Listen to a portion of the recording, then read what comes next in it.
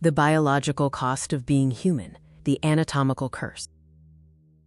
We often view our bodies as perfect machines, but our anatomy is a blueprint built on desperation and survival. The constant aches in our lower backs are not just minor irritations, they are literal scars of a long-standing biological war. 7 million years ago, our ancestors made a radical choice. They abandoned the safety of the treetops for the ground.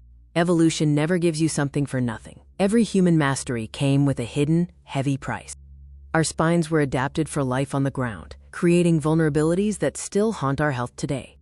Bipedalism allowed us to move efficiently, but it fundamentally altered the structural integrity of our skeletal frame. The unearthing of Sahelanthropus chidensis in the Jurab region revealed a creature that shouldn't biologically exist. 7 million years ago, ancient Chad was a vibrant, hyperdiverse ecosystem filled with lakes and gallery forests. Sahelanthropus had a tiny brain case the size of a chimpanzee's, yet it defied expectations with its posture. By analyzing the foramen magnum, scientists confirmed the spinal cord exited straight down, indicating an upright stance. Walking upright was a death-defying gamble, the very first step into an unpredictable future for our lineage. Imagine the sight, a creature with the human-like gait of our ancestors, but with the wild, primitive brow of an ape. This was the dawn of our existence, the moment we left the canopy to claim our place on the brutal savanna.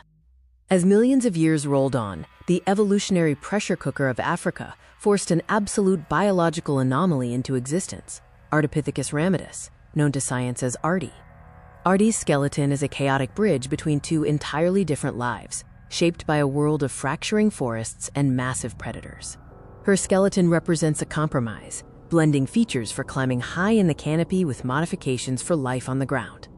Ardi's feet featured a massive, fully opposable big toe, designed perfectly for gripping thick branches when danger neared. Her pelvis was short and broad, fundamentally remodeled to support her weight while standing upright on the savanna. Standing tall was an extreme survival mechanism.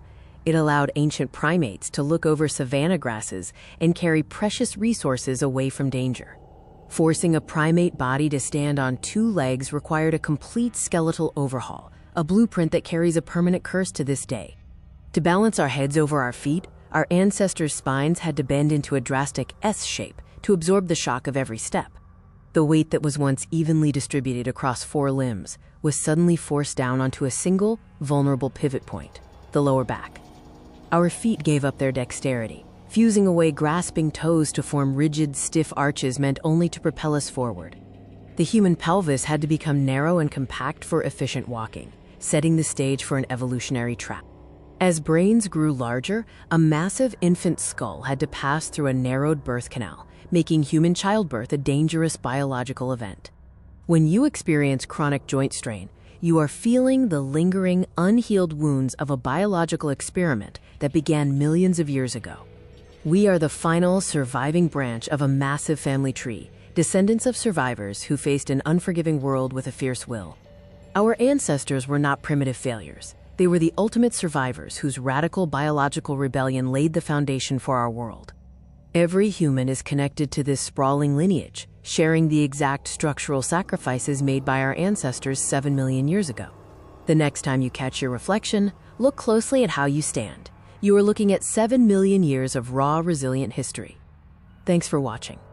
If you want to uncover more secrets of our prehistoric past, hit the like button and subscribe for our next deep dive.